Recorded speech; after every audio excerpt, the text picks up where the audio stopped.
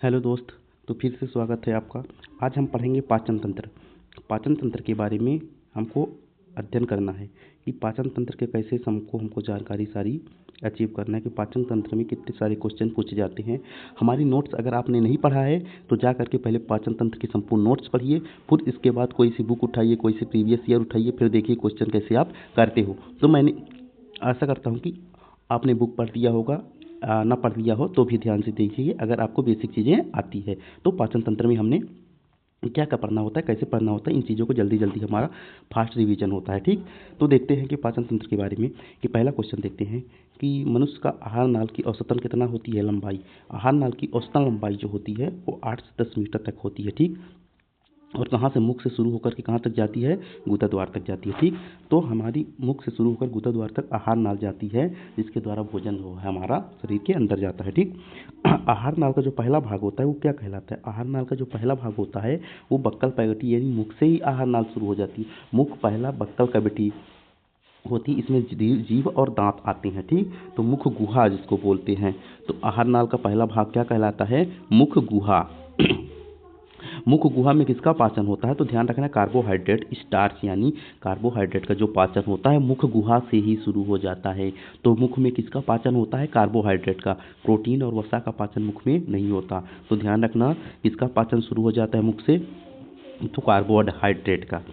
जीभ के ऊपरी सतह पर कई छोटे छोटे अंकुर होते हैं जिन्हें हम क्या कहते हैं, तो स्वाद कलिकाएं कहते हैं, टेस्ट वर्ड्स। ये हमारे जीव में बहुत सारी टेस्ट वर्ड्स होती हैं, बट्स होती हैं, जिनके द्वारा हमें स्वाद का अनुभव होता है। खट्टा, मीठा, तीखा, इन सारे स्वाद का अनुभव कैसे होता है, स्वाद कलिकाओं के द्वारा। तो अब देखना जीभ में बस हमको इतना ध्यान देना है, जीभ के अग्रभाग से हमको किसका स्वाद पता चलता है, तो मीठे का स्वाद पता चलता है। जीभ के पश्च भाग से किसका पता चलता है, कड़वेपन का स्वाद पता चलता है। जीभ के बगल साइड से खट्टे का स्वाद, और जीभ के अग्रभाग से किसको, नमकीन का स्वाद पता होता है। ठीक है, अग्रभाग व किनारे से हमको नमकीन का स्वाद पता चलता है। मुख गुहा का जो पिछला भाग है, जो मुख गुहा होती है उसका जो पिछला भाग होता है उसको क्या बोलते हैं, पिछला भाग को, मुख गुहा के पिछले भाग को ग्रसनी या फायरिंग्स बोलते हैं। ठीक, मुख गुहा जहाँ से शुरू हुआ फिर मुख गुहा जहाँ समाप्त होता है तो उसको क्या बोलते हैं, ग्रसनी यानी फायरिंग्स, जो जिससे हमारी आवाज़ भी निकलती है। ठीक, ग्रसनी में कौन से दो द्वार होते हैं, निगल द्वार व कंठ द्वार। देखो ग्रसनी जो होती है उसमें दो द्वार होते हैं, एक कंठ होता है जिससे हमारी आवाज़ निकलती है, और एक निगल द्वार होता है।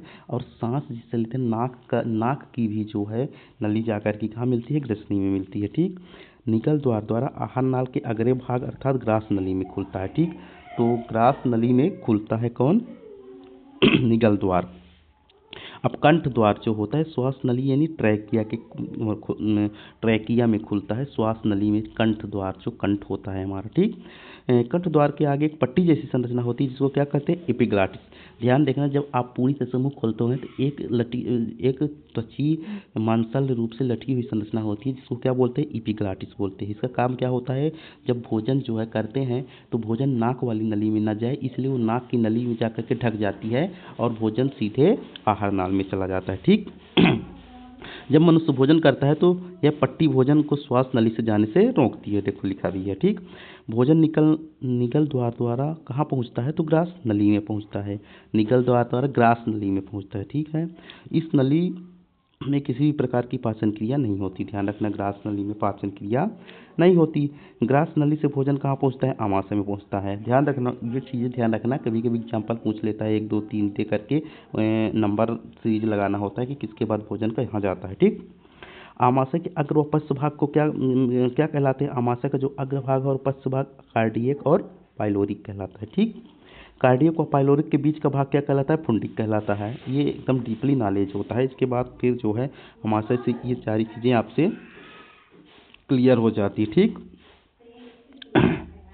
फिर क्या है ग्रास नली से भोजन कहाँ पहुँच गया, आमाशय में पहुँच गया। कार्डियक और पाइलोरिक पढ़ चुके। और फुंडिक कहलाता है क्या, बीच वाला भाग। आमाशय के जठर ग्रंथियाँ पाई जाती है। ध्यान रखना, आमाशय में कौन सी ग्रंथि पाई जाती है, जठर ग्रंथि पाई जाती है, जिससे क्या निकलता है, आमाशय में स्तंभाकार एपिथेलियम कोशिकाओं द्वारा जठर ग्रंथि बनी होती है। ठीक है, तो जठर ग्रंथि आमाशय की स्तंभाकार एपिथेलियम कोशिकाओं द्वारा बनी होती है। और जठर ग्रंथि से ध्यान रखना, जठर ग्रंथि से सबसे इंपॉर्टेंट क्या निकलता है, जठर रस। और जठर रस में क्या होगा बताते हैं। नवजातों के जठर रस में कौन सा एंजाइम पाया जाता है, रेनिन। देखो, नवजात जो छोटे छोटे बच्चे होते हैं उनके जठर रस में रेनिन पाया जाता है। रेनिन का काम क्या होता है, जो छोटे छोटे बच्चों के दूध का जो पाचन होता है वो रेनिन के द्वारा होता है। ठीक, तो इसको ध्यान में रखना होता है। फिर क्या है, जठर ग्रंथियों की कोशिकाएं। तो जठर ग्रंथि जो होती है, तो जठर ग्रंथि में 3 प्रकार की, श्लेष्मा कोशिका, भित्ति या अम्लजन कोशिका और मुख्य जाइमोजिन कोशिका।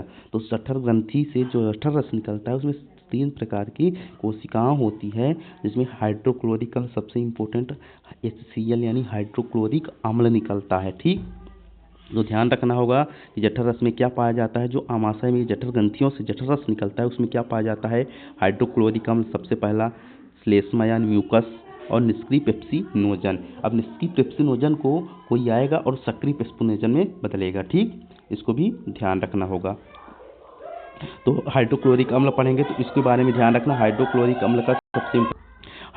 अम्ल का सबसे इम्पोर्टेंट काम होता है कि जो भोजन के साथ आए हुए बैक्टीरिया वायरस है उनको नष्ट करेगा। भोजन जो होता है वो भोजन को अम्लीय माध्यम में बनाता है। ठीक है, और श्लेष्मा में उसका भोजन को म्यूकस भरा कर देता है, म्यूकस बना देता है। और निष्क्रिय अब देखो, हाइड्रोक्लोरिक अम्ल जो होता है निष्क्रिय पेप्सिनोजन को क्या करता है, पेप्सिन एंजाइम या सक्रिय पेप्सिन में बना देता है। और पेप्सिन का कार्य क्या हो जाएगा, प्रोटीन को पाचन करना। प्रोटीन का पाचन काम करता है पेप्सिन एंजाइम।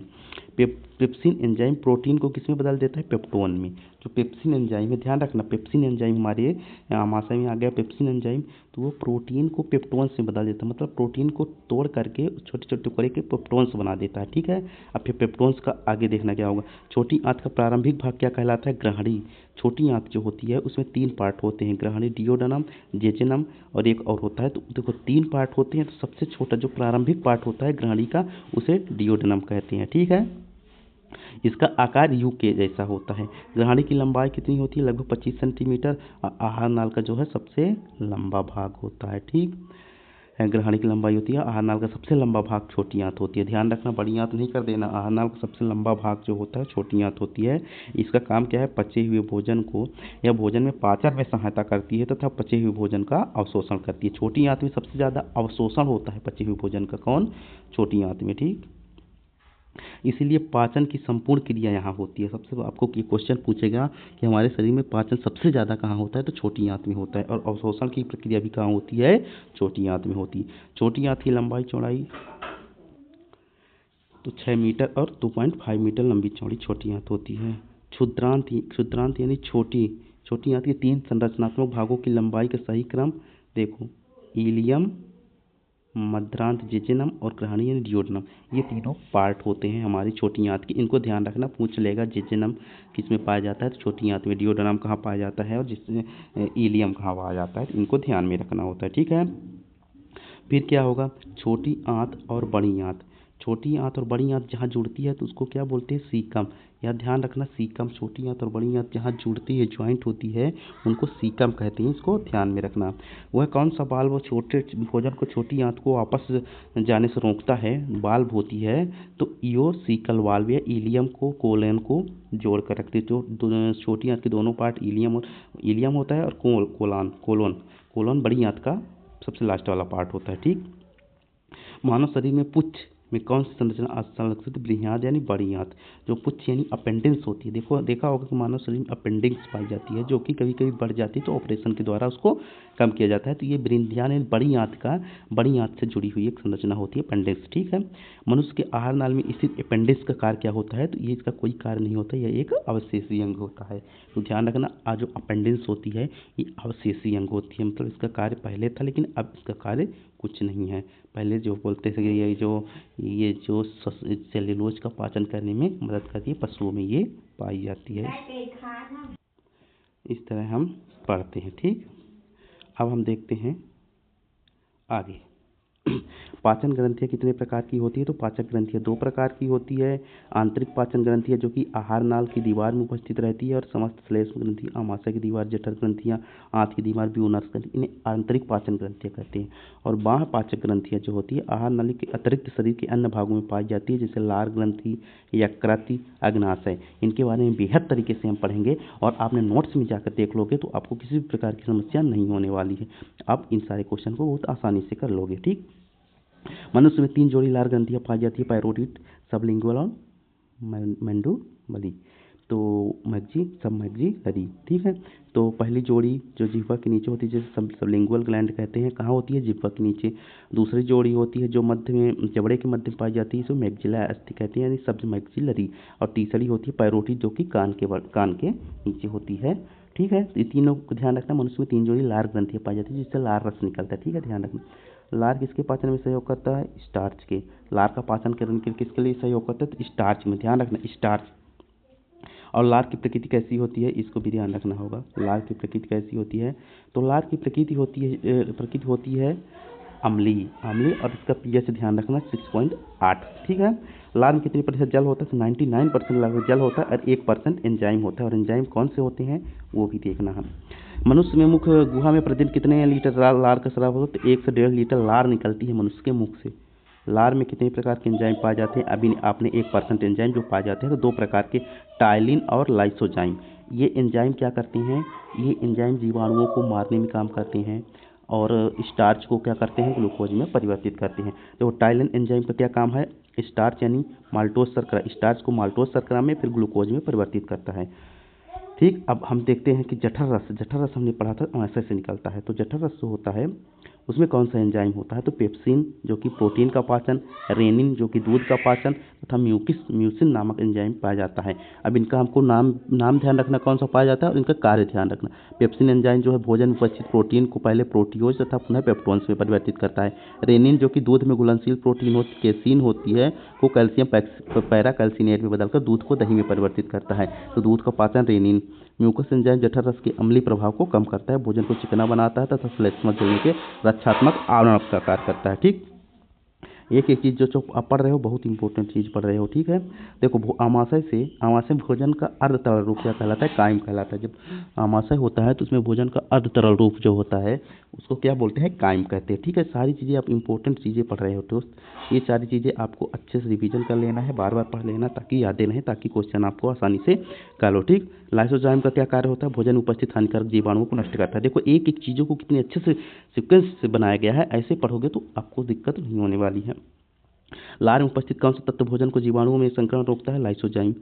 लार में उपस्थित तत्व भोजन के जीवाणुओं को मारता है। तो आपने लार में 2 एंजाइम पढ़ा था, टाइलिन और लाइसोजाइम। तो लाइसोजाइम क्या करता है? जीवाणुओं के संक्रमण को रोकता है, और टाइलिन क्या करता था? स्टार्च को ग्लूकोज में परिवर्तित करता था। दोनों को हमको याद रखना है। आमाशय में भोजन हाइड्रोक्लोरिक अम्ल पाया जाता है, ये मिलकर एंजाइम किस एंजाइम को निष्क्रिय कर देता है? टाइलिन एंजाइम को। ठीक है, आमाशय में हाइड्रोक्लोरिक अम्ल के साथ मिलकर ये टाइलिन एंजाइम को निष्क्रिय कर देता है। कौन सा अम्ल भोजन को अम्लीय बनाता है? तो हाइड्रोक्लोरिक अम्ल। ध्यान रखना, और यह भोजन में साथ आए जीवाणुओं को नष्ट करता है। 2 काम आपको यहाँ ध्यान रखना है। देखो, हाइड्रोक्लोरिक अम्ल अतिरिक्त भोजन को साथ आए जीवाणुओं को नष्ट करता है। ठीक, मानव शरीर में प्रोटीन का पाचन किस अंग में होता है? तो आमाशय में होना। आपने पढ़ा ग्लूकोज स्टार्च का पाचन कहाँ से शुरू हो गया? मुख में। आमाशय का पाचन कहाँ हुआ? प्रोटीन का पाचन आमाशय में। आमाशय में कायम कहाँ पहुँचता है? तो ग्रहणी में। यकृत से स्रावित पित्तरस मिलता है। देखो, ग्रहणी यानी छोटी आंत में यकृत से निकलता है क्या? पित्तरस। ध्यान रखना, यकृत से निकलता है पित्तरस, और कहाँ जाकर मिलता है? ग्रहणी में, जो कायम की प्रकृति को अम्लीय व क्षारीय बता देता है। पित्तरस के बारे में जानना है, पित्तरस के बारे में कितना चीज़ें हमको जानना पड़ेगा। पित्तरस का अर्थ है ये पीले रंग का क्षारीय द्रव है, पीएच मान 7.7 होता है। ध्यान रखना पित्तरस के बारे में, जल इतने परसेंट होता है, ये चीज़ नॉर्मल है। पित्तरस में कोई एंजाइम नहीं पाया जाता, क्वेश्चन आ चुका है। मनुष्य में प्रतिदिन 700 से 1000 मिलीलीटर पित्त निकलता है। ठीक है, आंत की क्रम कुंचन गति को बढ़ाता है पित्त, यह वसा के अवशोषण में सहायक होता है। सबसे ज़्यादा ध्यान रखें, पित्त का क्या काम है? वसा का पायसीकरण करना, यानी वसा का पाचन करने का काम कौन करता है? पित्त करता है। यह विटामिन के तथा वसाओं के अन्य विटामिन को अवशोषण करता है। अनेक उत्सर्जी पदार्थ, विषैले पदार्थों, धातु को विसर्जन करता है। अब अग्नाशय देखेंगे। अग्नाशय भी क्या होती है? एक ग्रंथि होती है, जिससे बहुत सारे अच्छे हार्मोन्स हमारे लिए निकलते हैं जो सभी का पाचन करता है। ट्रिप्सिन निकलता है प्रोटीन के लिए, लाइपेज वसा के लिए, एमाइलेज कार्बोहाइड्रेट के लिए, कार्बोक्सिलेज तथा माल्टेज, ये सारे एंजाइम निकलते हैं जो कि हमारे भोजन में उपस्थित प्रोटीन वसा कार्बोहाइड्रेट का पाचन करते हैं। इनका ध्यान रखना, एक एक कार्य, ट्रिप्सिन, लाइपेज और एमाइलेज, इनका कार्य देखेंगे। ठीक, तो ट्रिप्सिन का काम क्या है? प्रोटीन को पेप्टोन्स में, पॉलीपेप्टाइड्स में एमिनो में परिवर्तित करना। माने ट्रिप्सिन जो होता है प्रोटीन के, लाइपेज का है इमल्सीकृत वसाओं को ग्लिसरीन तथा फैटी एसिड में बदल देता है। तो लाइपेज का ध्यान रखना, वसाओं को ग्लिसरीन तथा फैटी एसिड में। एमाइलेज क्या करता है? स्टार्च को घुलनशील शर्करा में परिवर्तित कर देता है। आंत से निकलता है, क्षारीय होता है। मनुष्य में प्रतिदिन आंत रस लगभग 2 लीटर। भोजन का पूर्ण पाचन छोटी आंत में। देखो इसमें बहुत सारी चीज़ें ली है, लेकिन इंपॉर्टेंट चीज़ क्या होती है, क्या चीज़ हमको ध्यान रखना है, हमारी नोट्स में आप पढ़ सकते हैं। ठीक है,